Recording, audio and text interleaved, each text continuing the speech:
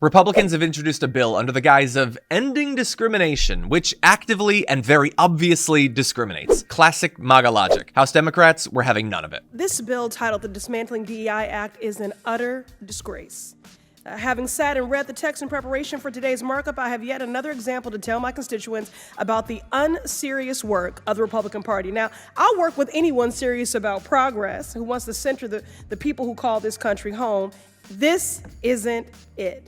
The Committee on Oversight has the broadest jurisdiction in the entire House of Representatives to investigate any topic it chooses, but we are debating legislation that denies the sky is blue, water is wet, and racism is real. The major provision of the bill says to ban anything that acknowledges racism. And a few pages later in the exact same bill, there are multiple provisions discussing the presence of racism. This Republican approach is as predictable as it is nonsensical. On one hand, they're saying that racism does not exist. On the other hand, they are saying there is rampant reverse racism. Well, how do you reverse something that never existed in the first place? Riddle me that. While this Republican policy may have a new name, it's the same old tired game. Look, y'all are entitled to your opinions, but not a denial of the facts. Do you all know your history? Do you know American history? The original Constitution counted enslaved individuals as 3/5 of a person. During World War II, the federal government forcibly relocated and incarcerated 110,000 Japanese Americans. The FHA practiced redlining in the 1930s and 60s to deny mortgages to Black Americans, which is why we have a racial wealth gap today. I could go on. The GI Bill, which is supposed to be race neutral, denied access to Black Americans, denying them equal access to education and housing benefits, which is why we do not have generational wealth. Don't talk to me about merit when those Black servicemen fought for our freedoms. And I'd also just like to take a personal note of privilege to say, please keep Dr. Martin Luther King Jr.'s name out of your mouths. Yes. Your perversion of his words and his mission when his children have asked you to stop invoking his name and perverting his work when he was a proud and unapologetic Black man fighting for equality for Black Americans and all marginalized people. So you all are entitled to your opinions, but not a denial of the facts. But I'm not surprised that you would deny American history. What I am, though, is committed. Committed to speaking truth to power, committed to standing up for marginalized communities and vulnerable people, committed to ensuring that everyone has equal opportunity to buy a house, to work a job, to pursue higher education, and to live in a society that is fair and just. A colleague across the aisle invoked the phrase of, we must do everything to stop government-sponsored oppression. Well, I've just enumerated numerous examples, which is exactly why we have legislation and an executive order to reverse this harm. And that is why I'm committed to opposing this bill and urge my colleagues to do the same. I appreciate my Democrat colleague for exemplifying exactly the kind of oppression of freedoms that we're referencing. How about we'll quote whoever we want to quote? How about that's my First Amendment right? That's exactly the kind of baked-in oppression. Like, how dare a white Republican quote Martin Luther King? We actually had a congressman say that just now in this committee. Well, thank you, good lady, for once again exemplifying the type of oppression that we stand against. You know I'm right. You know I'm right.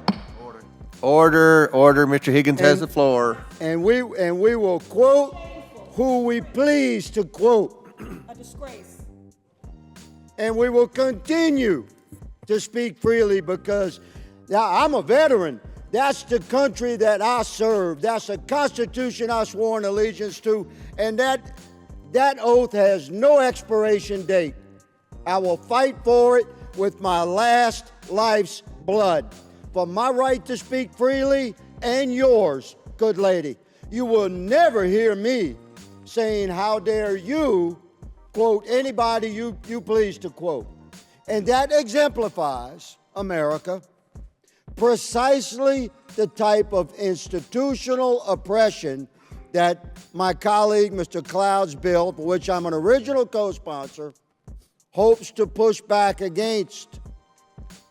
But Mr. Higgins, have you read your own bill? Have you read your own bill? No, Because it no, is trying to Mr. regulate Lady. speech. Clay Higgins really is the poster child for the sorts of people who talk about reverse racism. You consistently said over and over the word oppression, and every time that you said it, it was almost as if I was hearing nails on a chalkboard, because it seems like you don't understand the definition of oppression, and I'd ask you to just refer to Google to help you out. Oppression is the prolonged, cruel, or unjust treatment or control. That is the definition of oppression.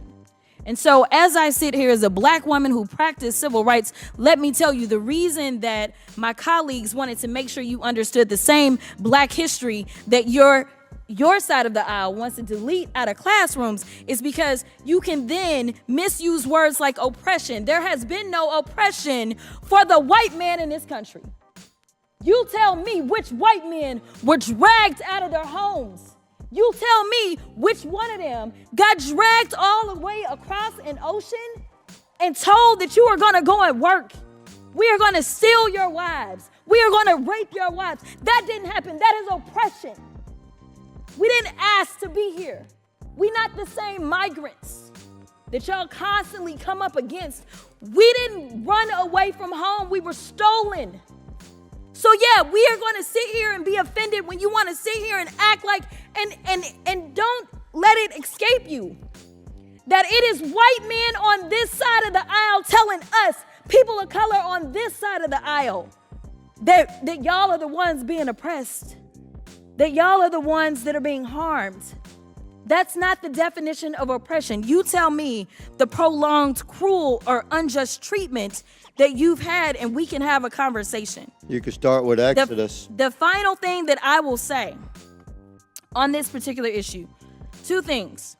There is an article from The Guardian, and it is a little old. It's from 2021, so I apologize. But it said that back then, just 3 years ago, white men represent 30% of the population, but 62% of office holders.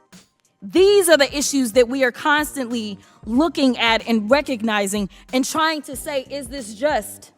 I can't even tell you how many white men have served in this chamber, but I can tell you that I am only the 55th black woman to be elected to Congress. And so when you want to talk about history and pretend as if it was so long ago, it wasn't. Because again, I am just number 55. Finally, when we start to talk about what do these numbers do as we're trying to say the diversity, equity, and inclusion is the problem, the reality is that when it comes to financial performance, companies with more diverse workforces are more likely to outperform their competitors. Companies in the top quartile for racial diversity are 35% more likely to outperform their peers on profitability. Companies with diverse executive teams are 25% more likely to generate greater profits. Diverse companies earn 2.5 times higher cash flow per employee. Diversity works.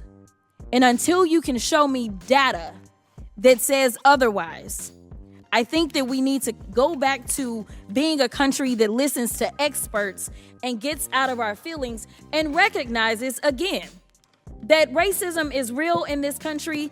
And until we stop pretending that it's not, we will not solve the problems that we are consistently facing. And that will bring real unity that we seek when we're looking for a more perfect union. I really have a question for the sponsor. So I've been sitting and listening and trying to hear your intent and talking about discrimination. But the problem is that argument falls apart on page 6, line 17 through line 20. And in fact, if you're sincere about your intent of the bill, what I would tell you is you should delete those lines. Because actually those lines are actual new discrimination. See, you want to get rid of an office. We may disagree with it, but you can get rid of an office. You want to change policy. You may we may disagree with the policy you want to change, but here actually, in those lines, you are creating second-class federal employees. You're creating new discrimination, may not transfer, discrimination, may not reassign, discrimination, may not redesignate any employee, discrimination. Those are protections that every other federal employee in every other office in the federal government gets. It's a right and a privilege that they get. But you're going to remove that from these people, not an office. Fine, I disagree with it, but it's an office. Not a policy. Fine, we disagree with it, it's a policy. This is people now.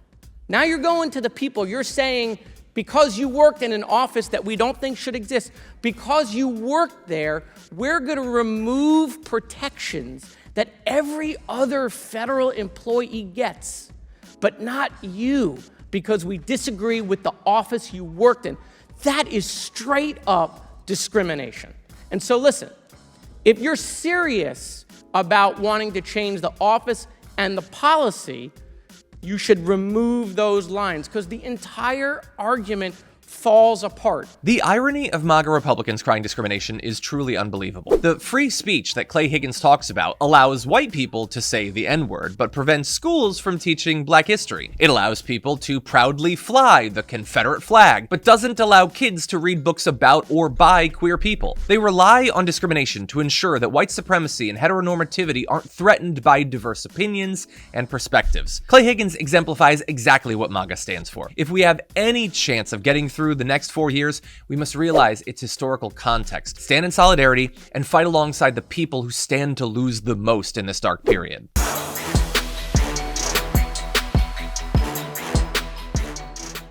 When you click the join button and become a Tier 2 member, you get access to all of our weekly top 10 lists. What are you waiting for?